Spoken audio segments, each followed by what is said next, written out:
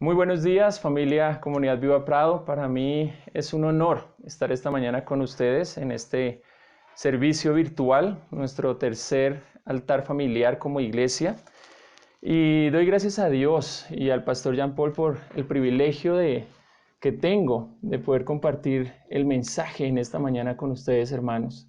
También doy gracias a Dios por la vida de Pipe, María Paula, de María, que de una manera muy linda han compartido con nosotros la alabanza para iniciar este servicio virtual. Espero que hayan tenido una muy buena mañana con sus familias, que hayan tenido tiempo para arreglarse y poder congregarse con nosotros. Entonces, quiero que pensemos para iniciar un poco en lo que se viene esta semana.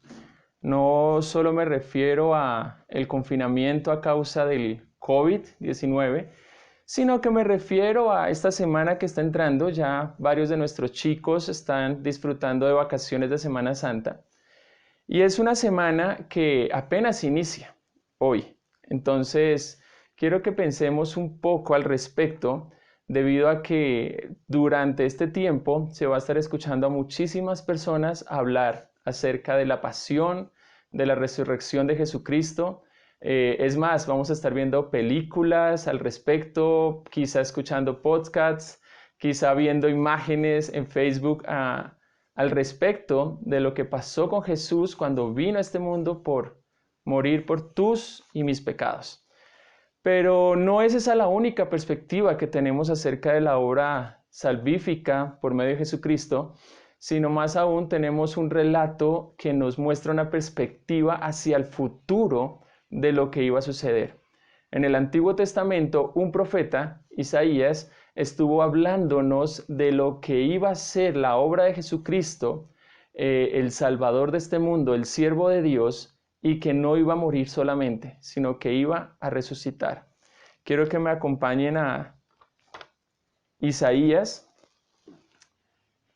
capítulo 53, antes de orar, para que hagamos una lectura completa del capítulo. Son solo 12 versículos y podamos saber qué tiene el Señor para nosotros hoy. Podamos ver qué tiene el Señor. Voy a hacer la lectura con la nueva versión de traducción viviente.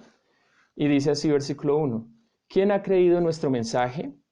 ¿A quién ha revelado el Señor su brazo poderoso? Mi siervo creció en la presencia del Señor como un tierno brote verde, como raíz en tierra seca. No había nada hermoso ni majestuoso en su aspecto, nada que nos atrajera hacia él. Fue despreciado y rechazado, hombre de dolores, conocedor del dolor más profundo. Nosotros le dimos la espalda y desviamos la mirada. Fue despreciado y no nos importó. Sin embargo, fueron nuestras debilidades las que él cargó, fueron nuestros dolores los que lo agobiaron, y pensamos que sus dificultades eran un castigo de Dios, un castigo por sus propios pecados. Pero él fue traspasado por nuestras rebeliones y fue aplastado por nuestros pecados. Fue golpeado para que nosotros estuviéramos en paz. Fue azotado para que pudiéramos ser sanos. Todos nosotros nos hemos extraviado como ovejas. Hemos dejado los caminos de Dios para seguir los nuestros. Sin embargo, el Señor puso sobre él los pecados de todos nosotros. Fue oprimido y tratado con crueldad. Sin embargo, no dijo ni una sola palabra. Como cordero fue llevado al matadero, y como oveja en silencio ante sus trasquiladores, no abrió su boca. Al ser condenado injustamente, se lo llevaron. A nadie le importó que muriera sin descendientes, ni que le quitaran la vida a mitad de camino, pero lo hirieron de muerte por la rebelión de mi pueblo. Él no había hecho nada malo y jamás había engañado a nadie, pero fue enterrado como un criminal, fue puesto en la tumba de un hombre rico. Forma parte del buen plan que el Señor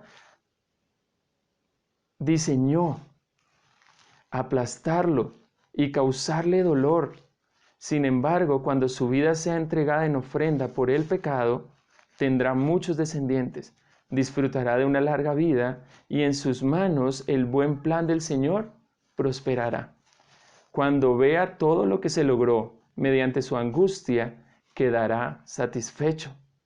Y a causa de lo que sufrió, mi siervo justo hará posible que muchos sean contados entre los justos, porque él cargará con todos los pecados de ellos. Yo le rendiré los honores de un soldado victorioso, porque se expuso a la muerte, fue contado entre los rebeldes, cargó con los pecados de muchos e intercedió por las transgresiones. Es una hermosa profecía mesiánica de la esperanza que era para el pueblo de Israel y para nosotros mismos la venida de un Salvador. Vamos a orar para empezar esta mañana. Señor Padre Celestial, te damos infinitas gracias por tu amor, por tus misericordias, Padre Celestial, por la bondad que das hacia nosotros, Señor, a tu pueblo, a tu iglesia, Señor. Padre, a pesar de las circunstancias en las que estamos, es hermoso acercarnos a tu palabra y ver que desde antes que viniera tu Salvador, Señor Jesucristo, nuestro Señor, tú ya estabas diciendo que iba a venir a ser Él, Señor, y que Él venía a hacerlo por amor a nosotros, Padre Celestial, como dice tu palabra, para hacernos justos, Señor. En estos momentos difíciles, donde a veces no podemos recordar estas maravillas a causa de pensar en nuestros propios dolores, nuestras propias angustias, nuestras propias situaciones, Señor, es bueno que tu palabra traiga luz, esperanza y paz a nuestras vidas y nuestros corazones, Señor. En tu nombre santo damos gracias por cada una de las familias que está congregando con nosotros ahora esta mañana, Señor, por sus hijos y por su situación familiar, Señor. Que seas tú gobernando en cada una de estas casas. En Cristo Jesús. Amén. Bien, hemos puesto un tema a causa de este texto para esta mañana. El tema que vamos a tratar hoy es ¿nadie comprende lo que estoy viviendo? Y es una pregunta, puede ser muy general o muy personal. Podríamos decir a nivel Colombia, nadie comprende lo que Colombia está viviendo, cuando sabemos que en otros países están viviendo una situación similar o peor. Ecuador está alrededor de los 150 muertes diarias en una de sus ciudades, Guayaquil. Y cuando la situación se pone así de grave, agobiante, cada quien tiende a mirar hacia adentro y decir, nadie comprende lo que estoy viviendo. Entonces, hermanos, quiero que pensemos no solo a nivel de país, a veces también a nivel familiar o personal. Pensamos, nadie comprende lo que estamos viviendo como familia. Estamos en una situación difícil económicamente. Estamos en una situación difícil atendiendo a nuestros hijos desde casa. O también podríamos estar pensando, nadie comprende lo que yo estoy viviendo. Nadie comprende lo que yo como hombre proveedor vivo o sufro estando en mi casa, con mi esposa todo el día, a todas horas, con mis hijos, y pensamos que tenemos la dificultad más grande del mundo. También nuestros niños podrían estar pensando, nadie comprende lo que están viviendo.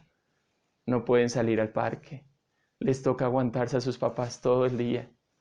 O peor aún, les toca estar en una casa con su papá y su mamá y sentirse abandonados. Nadie comprende lo que estamos o lo que estoy viviendo. Con esto quiero empezar nuestro mensaje, porque este es el tema que Dios ha puesto en mi corazón para hoy. Así que antes de volver a Isaías 53 y estudiarlo, quiero que veamos un panorama muy general de Isaías. Isaías, profeta de Dios para el pueblo de Israel, dio una profecía hace 700 años antes de Jesucristo, dentro de lo que él anunciaba un juicio para la nación de Israel, porque era una nación corrupta, era una nación opresora, era una nación que se aprovechaba del pobre y no estaba impactando positivamente a las otras naciones, no estaba presentando a Dios con su forma de actuar. A causa de eso viene un juicio, pero Isaías también, después de que les comenta que van a vivir en un exilio, cuando ellos regresen del exilio, también Dios por medio de Isaías manda un mensaje de esperanza. Una esperanza en la cual Dios cumplirá todas sus promesas del pacto. Dios iba a enviar un rey del linaje de David para que estableciera el reino de Dios. Eso era lo que estaba esperando el pueblo de Israel. El asunto es la forma en la que viene ese Mesías, la forma en la que viene ese rey. Isaías 53, versículo 1 dice, miren cómo empieza este pasaje que ya leímos. ¿Quién ha creído a nuestro mensaje? ¿A quién se ha revelado el brazo del Señor? ¿Cómo empieza el versículo 1? Empieza Isaías diciéndole al pueblo que ya sabía que venía un Mesías, le dice, ¿quién ha creído a nuestro mensaje? ¿A quién se ha revelado el brazo del Señor? Lo que quiere decir Isaías con esto es que cuando Jesús hable del reino de Dios, cuando Jesucristo hable de que Él vino a traer la salvación al mundo, van a haber muchos que no le creían. Y eso lo podemos ver en Juan. Quiero que me acompañen a Juan, capítulo 12, versículo 38 en adelante. Bueno, desde el 36. Entre tanto que tenéis la luz, creced en la luz para que seáis hijos de luz. Este es el mensaje que Jesucristo está diciendo. Estas cosas habló Jesús y se fue y se ocultó de ellos. Pero a pesar de que había hecho tantas señales delante de ellos, ellos no creían. Para que se cumpliese la palabra de la profecía de Isaías que dijo, Señor, ¿quién ha creído a nuestro anuncio? ¿Y a quién se ha revelado el brazo del Señor? Por esto no podían creer, porque también Isaías dijo, cegó los ojos de ellos y endureció su corazón, para que no vean con los ojos y entiendan con el corazón y se conviertan y yo los sane. Isaías dijo esto cuando vio su gloria y habló acerca de Jesucristo. Cuando todo eso, aún a causa de todo esto, hubo gobernantes y personas que creyeron. Pero a causa de los fariseos que no confesaban a Jesucristo para no ser expulsados de las sinagogas, conociendo las Escrituras, dice versículo 43, porque amaban más la gloria de los hombres que la gloria de Dios. Hay algo que no deja entender el mensaje de Cristo. Lo que no deja entender el mensaje de Cristo es que estamos tan sumergidos en la gloria humana, en este ajetreo humano, que no nos permite ver la gloria de Jesucristo, de alguien que ha sido anunciado que va a venir para pagar por nuestros pecados y restablecer nuestra relación con Dios. A causa de esto, no podemos, o hay personas que no creían el mensaje de Jesucristo. Él creció delante de él como un renuevo tierno, como una semilla, ¿sí? Una semilla santa, como raíz en tierra seca. No tiene aspecto ni majestuosidad para que no lo miremos, ni apariencia para que lo deseemos. Isaías está transmitiendo en este versículo 2 que Jesucristo era normal. Cuando vino al mundo como hombre, cuando el verbo se hizo carne, según Juan capítulo 1, versículo 14, Jesucristo era hombre, ¿sí? Y hubo discípulos de Juan que le siguieron, pero no le siguieron porque tuviera algo especial en su rostro, no le siguieron porque tuviera algo especial en su semejanza, ¿sí? En su semblante. Era una persona normal, como nosotros. El mensaje de Jesús, el creer en Jesús, era lo que salvaba, no el seguirlo por cómo él se veía. Por eso dice el pasaje, vino como un ser humano normal, para que nosotros o las personas no le desearan por la hermosura de su apariencia. Versículo 3, aún así, cuando vino al mundo, fue despreciado, fue desechado por los hombres. Él fue un varón de dolores y experimentó en aflicción, y como uno de quien los hombres esconden el rostro, fue despreciado y no lo estimamos. Es la esperanza de la que Isaías venía hablándole al pueblo. Y aún así esa esperanza, cuando venga Isaías estaba diciendo de antemano que la gente no iba a creer en él, que la gente le iba a rechazar y que la gente no iba a escuchar su mensaje. Aún así, Jesucristo vino. Y yo quiero saber ustedes que piensen un momentico en este punto, y es si usted tuviera que ir a un lugar a decir algo, pero le dicen de antemano, cuando vayas no te van a escuchar, no te van a creer, es más, no te van a querer. Y si pueden, van a intentar asesinarte, ¿tú irías? Aún así pensamos que estamos viviendo cosas que nadie comprende, pero solamente Cristo, que es la esperanza de la cual estaba siendo anunciada, viene al mundo aún sabiendo que va a ser rechazado. Viene a vivir algo que va a ser difícil para él, pero todo esto a causa de que nosotros podamos tener esperanza. Juan 1 del 10 al 11 nos dice, a los suyos vino y los suyos no le recibieron. Entonces, primer punto que quiero que tengamos claro, Jesucristo, la esperanza para nosotros, aún sabiendo que iba a ser rechazado.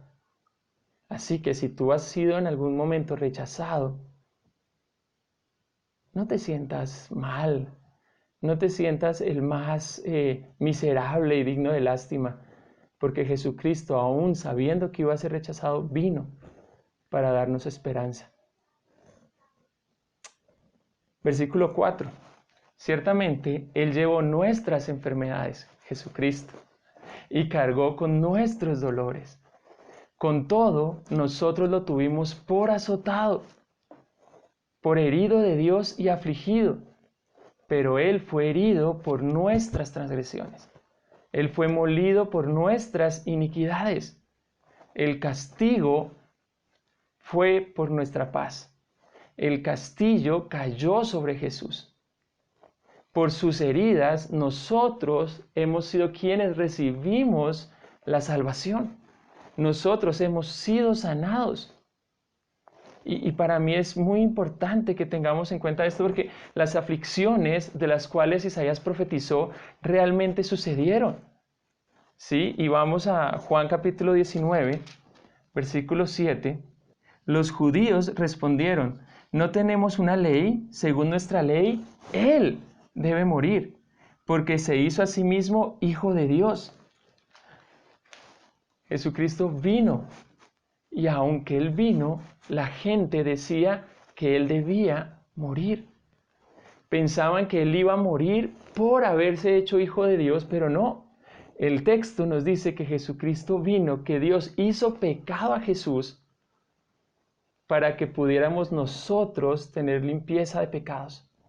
Ahí está muy claro en el pasaje, fue herido por Dios, fue afligido, fue azotado, tuvo dolores, pero todo esto fue a causa de nuestra paz. Si alguien ha pecado a lo largo de la historia de la humanidad, ha sido el hombre. Pero Dios, para redimir al hombre, ha enviado a Jesucristo a que sufra las consecuencias del pecado, la muerte, para que nosotros podamos ser sanados. El resultado es asombroso. La sanidad es volver a restituir nuestra relación con Dios. A veces nosotros pensamos que estamos muy mal, pero en estos momentos donde vemos la esperanza de Jesucristo que vino al mundo, no solo vino sabiendo lo que iba a pasar, sino que sufrió Jesús a causa de que nosotros, tú y yo, podamos ser sanados, podamos restablecer nuestra relación con Dios. Esto es un mensaje increíble. Esto es un mensaje que Pedro explica a la iglesia de una muy buena manera en primera carta de Pedro, capítulo 2. Dice primera de Pedro, capítulo 2, versículo 24 al 25. Quien llevó él mismo nuestros pecados en su cuerpo sobre el madero para que nosotros, estando muertos a los pecados, vivamos a la justicia. Ese es el propósito. Por cuya herida fuimos sanados. Versículo 25. porque vosotros erais como ovejas descarriadas, pero habéis vuelto ahora al pastor de vuestras almas. Antes de Cristo, el pueblo de Israel no estaba anunciando a Dios. Estaban cada uno por su camino. Versículo 6 de Isaías 53. Todos nosotros nos descarriamos como ovejas, nos apartamos cada cual por su camino, pero el Señor hizo que cayera sobre él la iniquidad de todos nosotros. El pecado produce una separación no solo hacia Dios, sino una separación entre nosotros también. Una separación de mi vida con mi propósito. Por lo tanto, cuando Jesucristo viene y cae sobre la iniquidad de todos nosotros, deberíamos experimentar una unidad. Y con esto quiero hacer un llamado de atención a este tiempo de confinamiento. ¿Cuántos de nosotros estamos en casa con nuestra esposa, nuestros hijos, con nuestros tíos, padres, y podríamos estar pensando, ay, estamos juntos, pero cada uno por su lado? Podríamos estar pensando en que no experimentamos una unidad. ¿Por qué? Porque sin Cristo, con nuestro pecado, cada uno de nosotros es como una oveja descarriada que va por su camino. Por eso es que algunas personas se asombran cuando dicen, si llevan 20 días encerrados en la misma casa, deberían mejorar las relaciones matrimoniales, deberían mejorar las relaciones de padres e hijos. Pero no, estamos viendo que después de 20 días de encierro en casa, hay parejas que están deseando divorciarse. ¿Por qué? Porque es que estar en casa no es sinónimo de unidad. No podemos experimentar la unidad en casa si no tenemos una unidad con Dios por medio de la obra salvífica de Jesucristo. Si no reconocemos que Cristo vino y se llevó con Él toda la carga de nuestro pecado, no vamos a poder experimentar la unidad, hermanos. ¿Usted quiere disfrutar de una unidad en su casa? Crea que Jesucristo está gobernando su hogar. Déjele gobernar su hogar para que Él sea quien gobierne y usted pueda experimentar esa unidad en casa. Y me llama la atención porque este segundo cuadro de la obra salvífica de Jesús, el primero fue la esperanza rechazada. Este segundo cuadro tiene que ver con el sufrimiento sanador. Es un sufrimiento que relacionamos muy bien con después de la tormenta viene la calma. Muy bien. Esta manera en la que nosotros podemos verlo también es en nuestra vida, ¿sí? También es en nuestro tiempo en que yo pienso que nadie comprende lo que estoy viviendo. Es un tiempo de sufrimiento. Jesucristo sufrió para traernos sanidad. ¿Tú qué tanto estás dispuesto a sufrir para traer sanidad a tu hogar? ¿Tú qué tanto estás dispuesto a abstenerte de lo que a ti te gusta, de tus caprichos, de lo que tú quieres, por velar por la unidad de tu familia? Esto es una realidad, no solamente en Cristo. Después de la oscuridad viene la luz. Después de la lluvia viene el florecer, ¿sí? Hay momentos difíciles. Si estamos sufriendo, tengan la seguridad de que va a venir la calma. Pero la calma no va a venir si no recibimos a Cristo, porque Cristo es la calma. Cristo sufrió para que nosotros podamos volver al camino de nuestro pastor. Y está hablando de Jesús, el buen pastor. Tercera escena, ¿sí? O tercer cuadro de la obra salvífica de Jesucristo. Fue oprimido y fue afligido Jesús, pero no abrió su boca. Como cordero que es llevado al matadero, y como oveja que ante sus trasquiladores permanece muda, él no abrió su boca. Por opresión y juicio fue quitado, y en cuanto a su generación, ¿quién la tuvo en cuenta? Que él fuera cortado de la tierra y de los vivientes, por la transgresión de mi pueblo, a quien correspondía la herida. Jesucristo sufrió una herida No solo sufrió una herida, sino que no tuvo descendencia. Fue cortado a una edad temprana. Estamos diciendo que Jesucristo murió alrededor de sus 33 años de vida. ¿Pero a alguien le importó? ¿A alguien le importó que Jesucristo fuera a sufrir todo esto?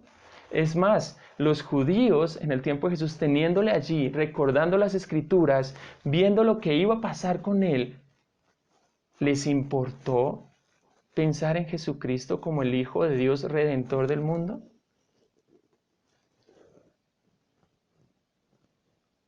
Juan 19:9 nos muestra a un Jesucristo que va a la corte, es juzgado por Pilato, y Pilato dice, oigan, este es el rey, yo no voy a hacerle nada. Y dice el pueblo, él no es rey nuestro.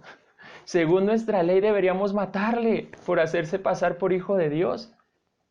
Y luego va Pilato y le pregunta a Jesús, ¿qué dices tú de esto? Y Jesús no responde nada, porque Jesús vino a hacer su trabajo, vino a sufrir, vino a recibir el castigo para pagar nuestra deuda. Jesucristo no vino para quedar vivo. Jesucristo vino para cumplir la voluntad del Padre, y es que se pagara por nuestro pecado. Esto es increíble, porque lo que tú estás sufriendo o viviendo en este momento no tiene una relación mínima con lo que Jesús sufrió por la culpa de otros. Nuestros pecados, nuestra condición pecaminosa, toda esta la está llevando Jesús, o la llevó Jesús encima, sin decir una sola palabra. ¿Cómo afrontas tú las consecuencias de tus pecados a veces? Las consecuencias de tus decisiones. Cuando tú decides algo erradamente y hay consecuencias, te quejas, reniegas, culpas a todo el mundo. Bueno, no sé si ustedes lo hacen, yo lo he hecho una que otra vez. Pero Jesucristo viene, está pagando por las consecuencias de otros, de la humanidad. Y cuando le juzgan, Jesucristo se queda callado. No abre su boca. Es un lindo consejo, porque me gustaría, cuando entro a redes sociales, en vez de ver tantas quejas, ver personas dándole la gloria y la honra a Dios a pesar de la situación. Miren el versículo 9 y 10. Dice que se dispuso con los impíos su sepultura. O sea, los impíos fueron quienes decidieron que Jesús fuera sepultado. Pilato les da la opción, les dice, miren, estamos en Pascua. En Pascua les voy a dar la oportunidad de que liberemos a uno de los presos. Podrían liberar a Jesús. Y el pueblo dice, no, liberen a Barrabás. Barrabás, Barrabás. Prefieren liberar a un ladrón que liberar al Hijo de Dios que vino a morir por sus pecados, que vino a restaurar la relación del hombre con Dios. Ahora, fue a la sepultura por disposición de impíos, pero con el rico fue en su muerte. Todo esto fue aunque él no había hecho violencia ni había engaño en su boca. Y esto es espectacular. Quiero que me acompañen por favor a Mateo 27, 57 en sus Biblias. Y miren lo que dice. 57. Está aquí. Cuando llegó la noche, vino un hombre rico de Arimatea. ¿Sí? Ya Jesucristo había sido dispuesto a morir, y aún así en esa noche viene un hombre rico de Arimatea que se llamaba José, que también había sido discípulo de Jesús. Este escuchó las palabras de Jesús, creyó y le siguió. Este fue a Pilato y pidió el cuerpo de Jesús. Entonces Pilato mandó que se le diese el cuerpo. Y tomando José el cuerpo, lo envolvió en una sábana limpia y lo puso en un sepulcro nuevo. Este es un cuidado de Dios. Jesucristo muere como un ladrón, al lado de dos ladrones, en medio de dos ladrones. El destino era que lo sepultaran en cualquier lugar. Pero miren el cuidado de Dios, va un hombre rico y busca una sepultura nueva para que Jesucristo sea allí, lo envuelve en una sábana limpia, lo pone en un sepulcro nuevo que había labrado en la peña, y después de haber rodado una gran piedra a la entrada del sepulcro, se fue. En Juan nos dice que estaba este mismo José de Arimatea junto con Nicodemo, y que le cuidaron, y le dieron una sepultura de rico. O sea, no murió y lo metieron a la tumba como fuera, sino que le envolvieron como se hacía con las personas adineradas, con las personas de un linaje especial en el tiempo de Jesús. ¿Por qué? Porque aunque Él pagó por nuestros pecados, Él no dejó de ser hijo de Dios. Él no dejó de ser ese linaje, esa promesa, linaje de David, rey, que estaba trayendo el reino de Dios al mundo. Y aunque no había en él violencia ni había engaño en su boca, pero Dios quiso, el Señor quiso quebrantarlo sometiéndolo a padecimiento. Cuando Él se entrega a sí mismo como ofrenda de expiación, quiere decir como pago por los pecados de los demás, verá su descendencia. Este tercer cuadro que estamos viendo de la obra salvífica del Señor tiene que ver con el castigo que pagó Jesús a causa de nuestra deuda. Es interesante en este tiempo de angustia o dificultades económicas, sociales, de salud, de quebranto, no pensar en nosotros, sino que pensar que nosotros merecíamos un pago durísimo, que era la muerte.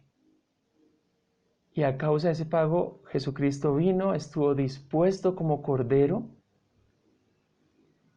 Dice Juan, ahí viene el Cordero de Dios que quita el pecado del mundo, refiriéndose a Jesús. Viene como cordero, recibe padecimiento, porque es la voluntad de Dios, lo propuesto, para que nosotros, por medio de Cristo, podamos volver a Dios. Porque Jesucristo fue presentado como ofrenda de expiación. Jesucristo pagó por las consecuencias de tu pecado. Jesucristo nos dio la victoria de poder decidir no pecar. La gente que no tiene a Cristo peca, pero nosotros en Cristo podemos decir si pecamos o no pecamos. Prolongará sus días, dice Dios, y la voluntad del Señor en su mano prosperará. Esto es hermoso porque es la introducción al cuarto cuadro de la obra salvífica de Jesús. Recompensa. Vemos a un Jesús que trae una esperanza al mundo a pesar de saber que iba a ser rechazado.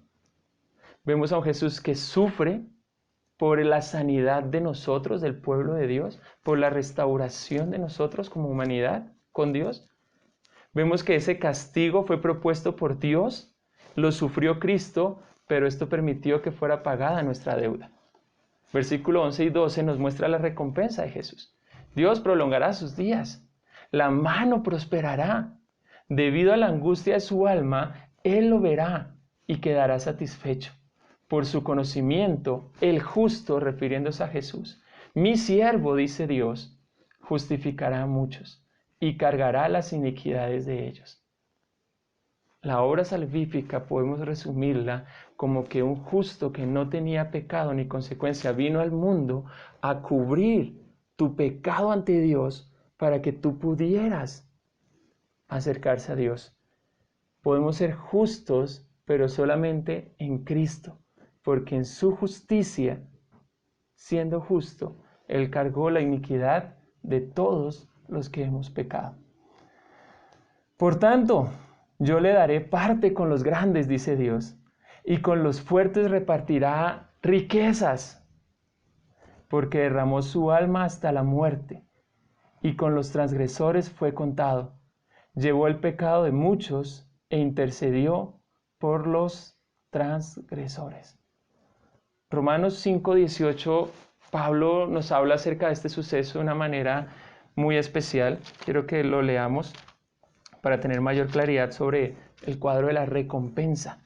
A ver, ¿quién más vive esa recompensa? Romanos 5, dijimos, versículo 18. Dice: así que como por la transgresión de uno vino la condenación a todos los hombres, está hablando de Adán, su desobediencia, de la misma manera por la justicia de uno vino a todos los hombres la justificación de la vida. Porque así como por la obediencia de un hombre muchos fueron constituidos pecadores, desobediencia de un hombre, perdón, así también por la obediencia de uno los muchos serán constituidos justos. Digo yo que es hermoso porque Pablo nos muestra que así como Jesucristo es justo a causa de su sacrificio por nosotros, nosotros recibimos una recompensa también. Somos justos, como Él es justo. Y 2 Corintios 5:21, está ahí cerquita.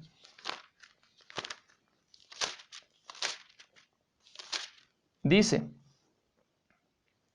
al que no conoció pecado, por nosotros lo hizo pecado, para que nosotros fuésemos hechos justicia de Dios en Cristo. Hermano, nuestra recompensa es dejar de pensar en que qué estoy viviendo y nadie me entiende y qué difícil, sino que nuestra recompensa está en Cristo. Volver a ser hijos de Dios por medio de Cristo, a pesar de esta circunstancia, se vuelve nada cuando vemos la esperanza de Cristo. ¡Wow! Pensemos en esto para disfrutar esta semana de resurrección. ¿Vamos a celebrar la resurrección de un hombre en la historia, Jesús? ¿O vamos a celebrar la victoria y el cumplimiento de la promesa de Dios para nosotros, para la humanidad? Concentrémonos, no tanto en nosotros, concentrémonos en Cristo, en su obra salvadora para el mundo, y de pronto esto nos permita proclamar el nombre de Cristo a los que le necesitan, proclamar el nombre de Cristo a las personas que están sufriendo alrededor nuestro, pero que están teniendo una consecuencia más grande si no creen en Jesús. Demos esperanza, sigamos estos 4 cuadros, como Jesús en lo posible, con tus vecinos, con tus amigos del trabajo, con las personas que chateas por tu WhatsApp, con las personas que compartes en tus redes sociales. Tráeles esperanza. Es probable que el mensaje que tú compartas sea rechazado, no importa. Jesús vino a pesar de saber que iba a ser rechazado. Sufre. De pronto compras un mercado, pero vale la pena destinar una parte de ese mercado y llevarlo a alguien. Porque ese mercado que tú partes y de pronto sufres al comer un poco menos, con el otro mercado que estás llevando a otra persona, estás trayéndole sanidad, estás trayéndole alimento, estás trayéndole solución a un problema que tiene, pero no lo dejes allí, que esta sanidad sea en Cristo. Si tú vas a compartir algo a otras personas, compárteles de Cristo y que ellos sepan que el castigo que ellos merecían, esa culpa que los aleja de Dios, ya Cristo vino y la pagó, y que ahora solo nos queda disfrutar de esa recompensa. Después de esto, ¿creen ustedes que nadie comprende lo que estamos viviendo? Yo creo que sí. Dios mismo y Jesucristo comprenden muy bien cada cosa que tú estás viviendo. Por eso trajeron la solución de la salvación para la humanidad. Así que anda adelante, deja de encerrarte en ser víctima y empieza a disfrutar de los beneficios de ser hijo de Dios a pesar de las circunstancias en las que nos encontramos. No olvide, esperanza rechazada, un sufrimiento de parte de Cristo que trae sanidad, un castigo que ya fue efectuado de parte de Cristo y pagó nuestra deuda para que ahora disfrutemos de una recompensa y de ser justos de Dios por medio de Cristo. Permítame orar y demos gracias a Dios por este tiempo. En Cristo Jesús te damos gracias por esta palabra que nos trae, Señor, que sea de aliento, que vivifique nuestro ser, Padre Celestial. Señor, te agradecemos porque tú eres un Dios bueno y por medio de tu palabra siempre nos has querido llevar a Cristo, Padre Celestial. Gracias, porque lo que yo vivo no es nada en comparación a lo que vivió tu Hijo Cristo, Señor. Señor, que podamos entender que la salvación del mundo no es gratis. Tuvo un costo altísimo. La diferencia es que nosotros no tuvimos que pagarlo, porque tú mismo, por medio de la vida de tu Hijo Jesucristo, pagaste el costo que nos tenía separados de ti, Señor. Y ahora, gracias a Jesús, podemos acercarnos a ti, tener una vida eterna asegurada, tener una esperanza en este mundo y vivir tu reino, Señor. Ayúdanos a proclamar este reino, Señor, esta Semana Santa. Que podamos predicar a otros de la obra de Jesús y que otros también te conozcan, Señor. En Cristo Jesús damos muchísimas gracias por este tiempo, por tu iglesia, Señor, por las familias que están aquí reunidas y por las familias que necesitan aún escuchar de ti. En Cristo Jesús te damos gracias. Amén.